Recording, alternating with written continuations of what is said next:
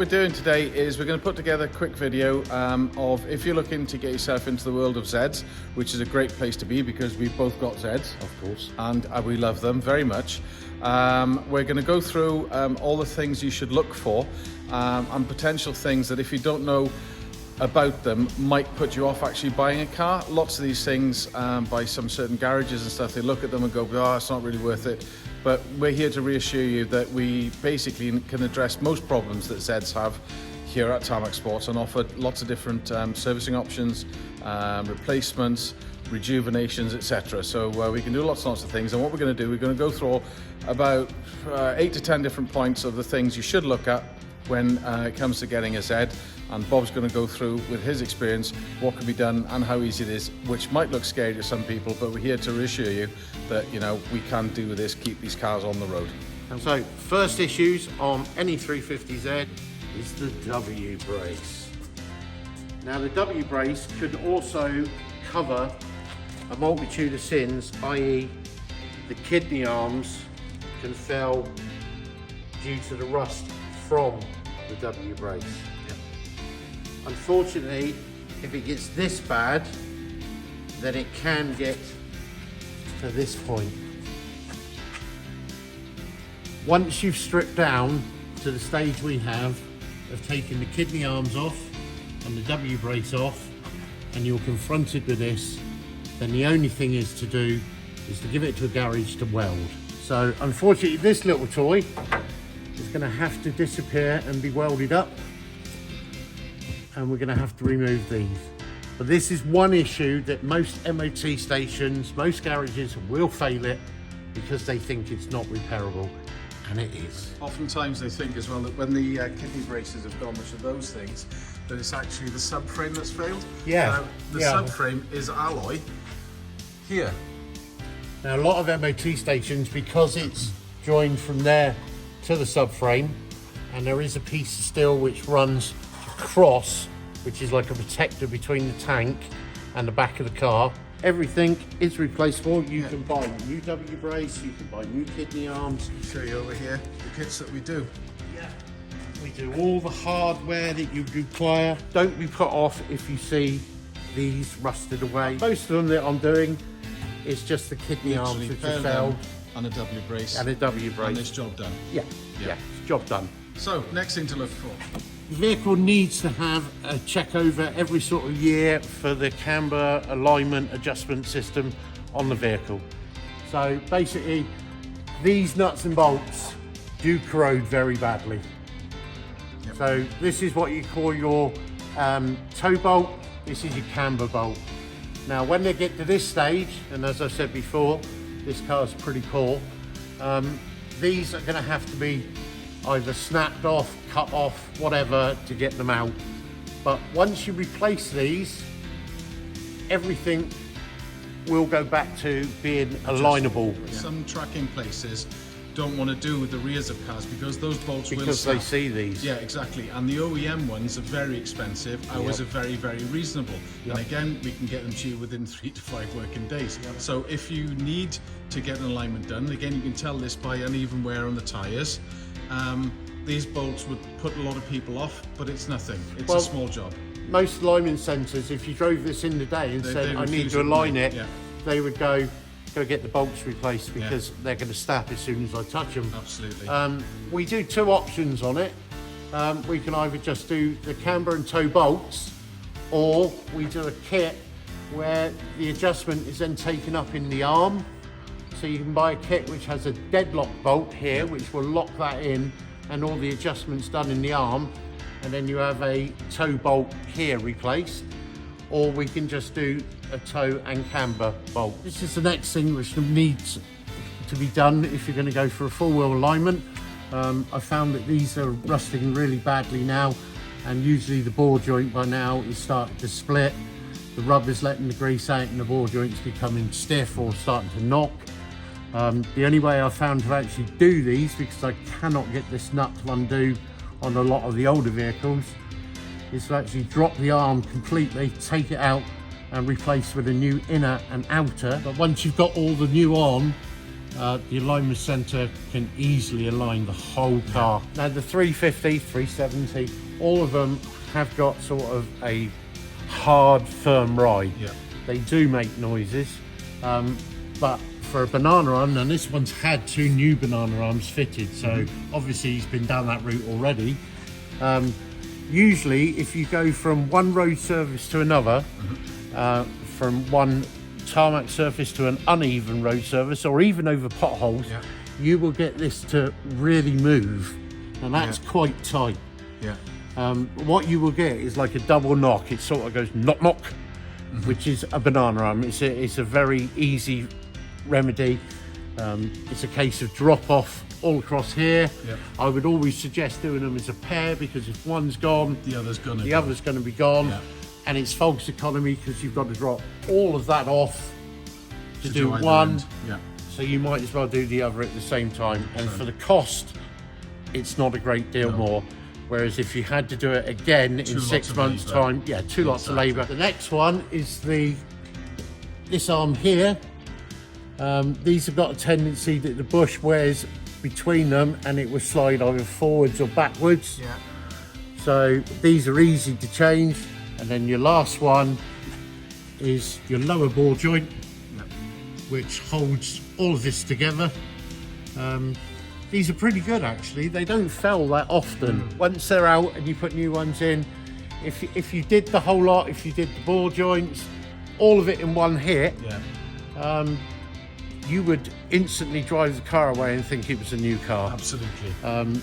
Any of the ball joints start to wear, and you've got to remember this car's quite a heavy vehicle. 1.5 tons. 1.5 ton. So any of the ball joints which are starting to wear, and that one there, I think is, that one's starting to perish, look. And I think the other side, that one's got a split in this side. So these will need replacing, because by now all the grease will have got out of them. But it's so doable. It's so doable. We do these here loads and loads. This is like, I reckon I might change a banana arm, a pair of banana arms maybe once a week on a car here. We do see a lot of them.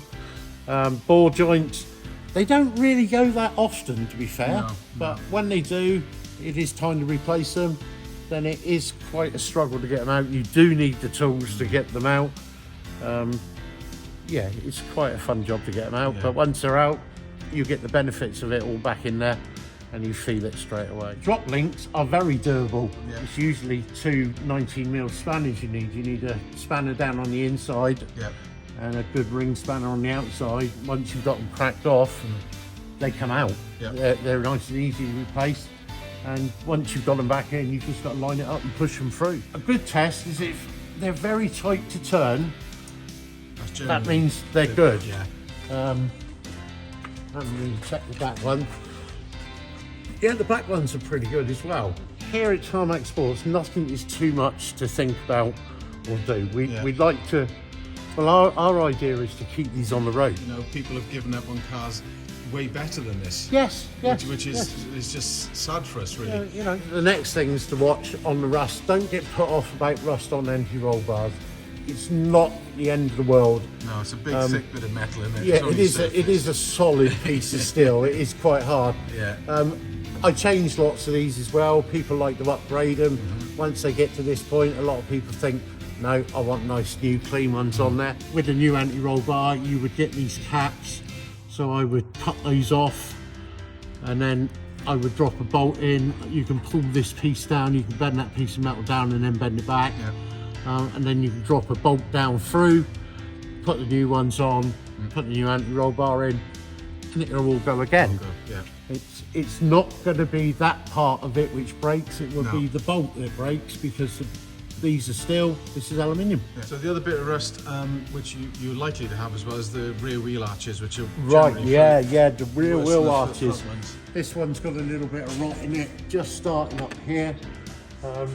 What happens is a lot of dirt and muck settle between the inner arch and the outer arch in that lip. The only way to really stop the rust after you've got it in there is to have that cut out. at a body shop, and they would weld new steel in. Another option that we've got is often guys want to go for 11, 12-inch wide wheels. Well, yeah, if people want to, over fenders, right? If people want to go a wider wheel and they've got really bad arches, then you can cut the outer skin off, and then you can fold up the inner skin, weld it to the outer, what's left, make the arch a lot bigger, and then, like you say, we do over fenders. We do a 15 and a 50 mil. So if you wanted to put some really wide wheels in there, you can. Yeah, very cost-effective way of doing it. You're literally going to rivet new arches on over the top, cut out the existing rock, build up a new arch so you don't get any water, any ingress going back into the car, and then you've got a really looking, really happy looking car with wider arches, which bigger is wheels. what we did on the last Project Z. Yes, the red Project Z, that's what I did. I cut all the arches out. And that's on the video that we did as well, isn't it? Yeah, it's on the video so we did. Check that out. Another item on the 350s, which I think is a must, and we do sell it here at Tarmac Sportz as a service kit now, is the clutch slave cylinder. This is renowned for failure. We sell it as a kit where you get a new braided line, clutch slave cylinder, and clutch fluid put in. There's a difference as well between the DEs and the HRs, isn't there? Yep, there are. The DE and the Rev Up are all on the outside the gearbox. And for some unknown reason, Nissan decided that they would resituate the slave cylinder and put it inside the gearbox. Which is obviously a lot harder to get hold of, because you have to drop the gearbox to get to it. Correct. And then generally, if that's going to be done, it's worth inspecting time for a clutch and also flywheel. And again, with flywheels, there's two different types. I much prefer losing the dual mass flywheel and going for a single mass flywheel. Yeah, which is about a third lighter. Yeah, and it makes the car pick up a lot quicker. Yeah. We keep them all on the shelf for 350. Yeah. And 370s, HRs, the whole lot. We keep all of them. I prefer the single mass. But yeah, if you have a slave cylinder go on a DE and Rev Up, it's quite an easy job. On a HR 370, it's a gearbox out, unfortunately. But normally you're going to have such wear and tear anyway, because clutch is not like in the olden days where they had lots of asbestos and various things. They actually biodegrade, they break down over time. They do. So as they're old, it doesn't matter how good a driver you are, chances are if you're 60, 80, 100,000 miles, if you've gone that far on the original OEM clutch, chances are it's worth changing the whole lot. Yeah, I would agree. But with the DE and the Rev Up, because they don't eat the clutch as much as a 370 or a HR, I always say this is a quick serviceable fix. I'm not guaranteeing that your clutch, if you've got a car which has done 70 odd thousand miles and the pedal goes to the floor, that it's not the clutch. But if you looking to replace this, it's a 50,000 miles, this will prolong the life of that clutch. So the other couple of things I'm seeing here, those O2 sensors. O2 sensors, you've seen where they are. O2 sensors, now these do fail. You usually get them come up on the OB2 reader. They will tell you bank 1, sensor 2, or bank 2, sensor 2. This is sensor 2s. This is these read back. Further up in the engine, that would be your sensor 1. Now, these don't seem to go as often as these on the earlier cars, but on the later cars, HRs, 370s, these do fail for some reason. Don't understand it. But yeah, these are all replaceable. They're not loads and loads of money. When you get an engine management light, it's always worth sticking it onto an OBD reader to see what the problem is, but generally it's to do with sensors, we found, and all of the sensors generally can be replaced. This is the first two. We'll have a look at some more. Another quick one for you. If your vehicle has lost the inner arches, I would replace them as quick as you can. They're there for a reason. They protect the back of the headlight from water And on all UK cars, they got xenon power pack on the bottom of them. Now, if you get water on those, you will blow it. I always say, if you've got no arch liner, get it replaced. Save your headlights, and you also stop a lot of headlights start getting condensation in them. Exactly. Now, if you've got no arch liner, you're throwing water straight to the back of the headlight. Not good. Water will find its way in anywhere it can. That's usually why you'll get condensation in the headlight. So yeah, make sure you get arch liners, guys. So in terms of having a look at the engine, so this is the first time you looked at a Zed's engine. What are the main differences? What to look out for? DE and rev ups have one air intake. A HR will have two, and a 370 will have two. But rule of thumb is, if it's 2006 to 2007, it'll be a rev up. If it's 02 to 05, 06, it's going to be a DE. What to look for in here? Your biggest one to really worry about is make sure you keep a check on the oil. If you're using oil for any reason, there has got to be a leak somewhere. Now, as these vehicles start to get older, the cam covers, which are right down in here, these little plastic things down in here, you can just see it. I don't know if you can just see it. Yeah, there's a plastic cover all under there. Yeah. You have what they call wells for the spark plugs to go down into. Now, there's a seal around the wells, which after a while, the seals sort of, anything that gets hot and cold for many years does wear, and oil will start to leak through the seals and drop down into the spark plugs. Usually it starts in 5 and 6. If it drops down into the spark plug, you'll start to get a misfire. If you're starting to get a misfire and an oil loss, you're looking at new cam covers. We do an aluminium one and the original OE spec ones. If it gets that far and you've got to have new cam covers, I would suggest that while you're in there, if it's a vehicle which has done mileage like this one, near on 100,000, it would be time to start thinking about changing the coil packs, which I don't know if you'll quite see one. There you go. As you can see, the coil packs, this is the coil pack just here, and this is the plug for the coil pack. Yep. They're a long way down in, there's a lot to get out. Now, if you're getting all this out of the way to do the cam covers because of oil ingress, that's the time I would suggest to change all of the coil packs. You're saving money. I'm doing it because you've got to take them out anyway to do the job. So all you'd be buying would be the coil packs to put back in. The easiest way is just to replace all the coil packs. If one is started to fail, the others won't be far behind. We carry all the coil packs here, we carry the plugs here, we carry the rocker covers here. But that is the rule of thumb. If it's an oil ingress, it's going to be the rocker covers. If it's a misfire, it could be the coil pack, it could be a plug. If you're going to pull the plugs out or the coil packs out, I would suggest changing the coil packs. And if it is one of the coil packs or the spark plugs, then makes sense to do it.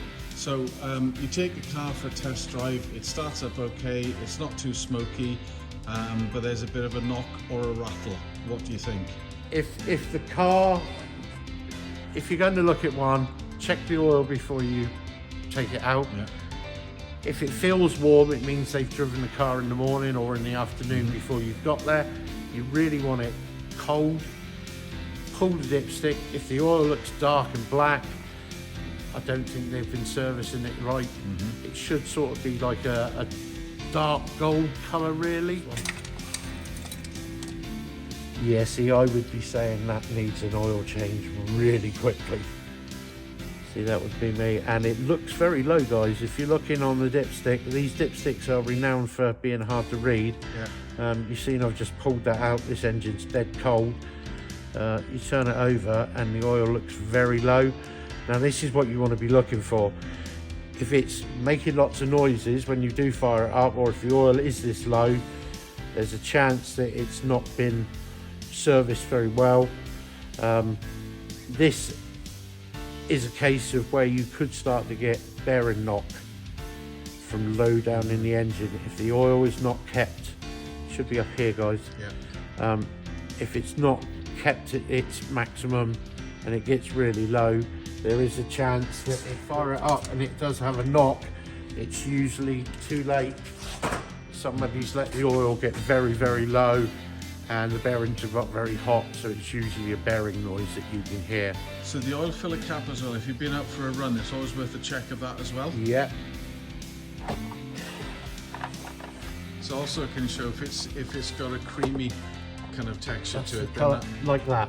Right, and that means it's been on. Yeah, it means it's been on very short journeys. Yeah. And it's got a lot of moisture into the engine, which can condensation be a bad indicator as well, right? Yeah. So this engine basically will have to be flushed through when I do the oil, and flush it all through, clean it out, and then start again. But this is caused by basically starting and stopping, not being driven. If you look in, you can just see down in there, you can see there's modification all around the top of the cap. Yeah, you can see the water coming off the cap now. And I'm just cleaning it out. So in terms of checking the other fluids and stuff, what's where then, Bob? Yeah, so anybody who's going to be looking after one of these for themselves, it's not that hard. There we go, look, brake fluid. Now that's low and it's very dirty. So I would say, looking at that, the pads are quite worn. And then this is your clutch fluid. So that clutch fluid, I would say it could do with a new slave cylinder and a flush through, to be quite honest. That looks quite orangey colour instead of golden colour. Yeah. Then you've got your power steering fluid. And then you've got your screen wash in this one. And then this is your coolant. And if you have a look down there, you can see this coolant is very low as well. There's a maximum sign here, and the coolant in here is green, and it's all the way down nearly to the minimum. So that needs to be up to there as well. Yeah. So that's how you would check that. And then you would top it up. While it's at this stage, you can top it up. You wouldn't need to bleed it off or anything. You'd only need to bleed it if it had lost everything. And in terms of topping it up, again, it's not a case of putting water in it. No. You need proper coolant. Genuine Nissan coolant. Another thing, these I found you really need to start spraying these up, because these are becoming very rusty now. You need to really lube them up. I had one the other day. We opened the bonnet and then the bonnet wouldn't shut. So I literally, it's a maintenance spray. Just spray it in there. When it goes down, it will actually catch properly. The one we were doing the other day, the catch wouldn't move. It just stayed there and made the bonnet bounce. So you have to make sure, obviously, it's clicked in place before you drive off. Yeah, otherwise it can be very expensive. Yeah. This side's your battery. This is where your fuse boxes are. So you've got, this one does like all the ABS, relays for the headlamps, the horn, etc. But further back, just under there, is what I would call your main fuse box. Right. And you have one in the driver's footwell on the right hand side, which does most of the interior bits and pieces. And the bonnet shuts nicely. There you go. So next thing is wheel bearings. Easy way, if you can get the car in the air, just grab the top of the wheel on the outside, grab the inside of the wheel on the bottom, and if you can make the wheel move sort of like that, then the wheel bearing's gone. If you can't get a vehicle up, easy way, on the road test, just listen for a humming noise. So if you're at 30 miles an hour and you hear a humming noise and you accelerate and the humming noise gets louder and quicker, you've got a wheel bearing on. That's a front new wheel bearing. So you can see how tight that is. So there's no movement. I would always say do them as a pair. Yeah. So this is one that I've pulled out, and you can hear the bearings gone in there. Another thing to look for is, if you're going to go and buy a vehicle, brake disc. Like this one, if you can run your finger across and from inner edge to outer edge, you've got these grooves, and then when you get to the edge, you've got a lip. If you've got anything more than about a mil and a half, I would say on the inner edge it will be, yeah, it's worse on the inner edge. It's time for new discs really, because once you've taken 3 to 4 mil out of the disc, that's where you're going to start to have problems. The disc is going to start to warp. They are a certain thickness for a reason. And again, the insides tend to wear and corrode more. Yes, because they get more weather, right? Yeah, the inside doesn't get, it'll get wet and it doesn't dry like the outside. So they do. Yeah. A rule of thumb for me that I've always come across is, if you do 2 sets of fronts, when you're doing the second set of the fronts, it's time to do the rear. Yeah. The rear doesn't break as hard, but it corrodes at the same sort of speed. Yeah, so it's a 2 to 1 kind of change. Yes. Yeah. Yes. When it comes down to maintenance, brakes and tyres are the most important thing. Brakes are one of the most safety. important things, Yeah. yes. Watch out for tyres on cars as well, especially these sort of vehicles. You want a fairly good make or a tyre that you know. You don't want some cheap. Basically, a brand you've heard of is a good Yes, idea. a brand that you've heard of is a good sign that somebody's loved the car. And also, in terms of the size of tyres, Bob, we've seen quite a few cars with wrong size tyres. Yes, yes. 18-inch wheels, standard 18-inch wheels. 225, 45, 18 on the front. 245, 45, 18 on the rear. If you start to go wider, because these are 8 and 8.5, if you go for a 9.5 on the front, then you will put a 245, 40, 18 on the front. And if you're going 10.5 on the rear in an 18, you will go for a 275, 40, 18. Yeah. If you go up to 19s, then the profile will come down to 35. Yeah. We've had cars coming in on 18-inch wheels with 35 profile. That's not the size of tyre you really want. One of the other important things is, when you're going to look at one of these vehicles, check the service history. Always. Make sure the service history is in the service book. If they've not got the paperwork to go with it, that's not the biggest issue, as long as it has the stamp and the date and the mileage. If you find a vehicle, it's got service history, but you want to make sure I can do a full service on it here. And a full health check top to bottom. Do a full health check on it. I can give you a written list of whatever I find. I'm quite happy if you're here while I walk around the vehicle and you can have a look with me. But yeah, we can do health checks for you. Like I say, if you bought a car and you're not 100% sure, you're not sure of what the service was last time, because you do see people just writing themselves service by owner. If they've got the paperwork to prove it, that's great. If it's got a stamp from a dealer, Much better. much better. Because you can always ring the dealer and ask them, did this vehicle come to you? But if you're really unsure and you want somebody to look over it, do a service for you, whatever, I can help. It's a full bill of health then, isn't it? Yes, Absolutely. I can help. Yeah. And you'll get one of our lovely stamps in it. Ah, beautiful. And you get to meet me. Even better. Another failure on these cars, bit of a headache if it goes wrong.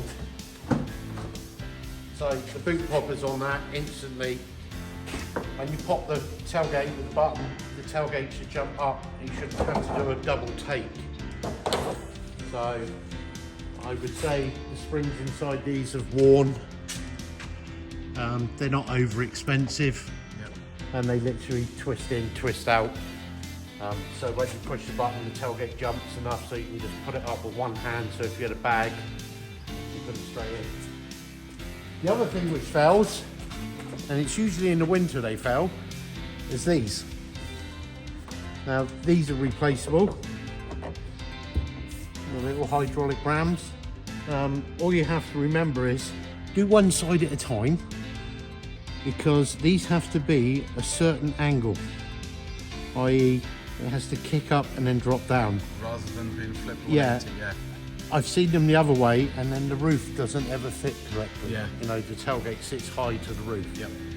But doing it one at a time, that's the easiest way to do it. Quite simple. 2 10mm bolts, and then I believe that one's a 12mm spanner. We do uprated ones for a bigger boot spoiler. Yep. And we've got the Z1 ones that we do now. And we do Z1 boot hoppers as well. Very nice. So in terms of another check when you're looking over a car, to look in the boot, lift the mat always. Well, this is pretty cool. We've got a spare wheel. We've got a jack. We've got a jack handle. We've got a little 10mm spanner. That's a good sign. Yeah, that's a good sign. That's a good sign. It's all there. And also, if that wheel were to be very rusty with water in it, Yeah, if the wheel was really rusty, yeah, you would see from that whether it had been getting water in here. Yeah, but if again, you have a quick look, you can see all the floors still all nice and painted there. so that's So it's not. that's good for water Yeah. ingress. But that's another thing to check. And the because- other thing you can check is here, and lots of people lose these. They should have little caps on like this. yeah, little caps. Once these little caps fall off, the bolts will actually rust really quickly, as you can see. Yeah. I think you can get the caps. Something you'd have to ask, but I think you can get the cap. Yeah. But the other thing to check is when you're looking in the boot, if you're worried that you think it might have had a little bump, Yep. usually the plastics don't want to fit properly. So like that one, I know that's up for a reason. I think it was caught down there and not fitted correctly. Yep, that was right. Yeah. But you would see that the plastics either broke, not fitting correctly, Yeah. whatever. And you would also see that the gap between the bumper and the sill wouldn't sit right, because the bumper wouldn't fit right. But yeah, that's about it. Yeah, some people would look at this one and think, that's scrap now. No, this will not be scrap. This Yeah. will come back like the phoenix. Absolutely. It will rise again. So hopefully we put your mind at rest that if you do start looking at these cars, you want to see as many as you can. You want to get good history. You want to look at as many of the points that you can. And if you're not sure when you bought your car, bring it to us. We'll go through it. Bob will run his expert hands all over it, let you know what you need to do, how long it'll take, how much it'll cost, and what options you've got. We're the guys to go to. You can basically check us out on our website at Tarmac Sportz. You can drop us emails, sales@tarmacsports.co.uk with any inquiries you might have, or again, just give us a ring.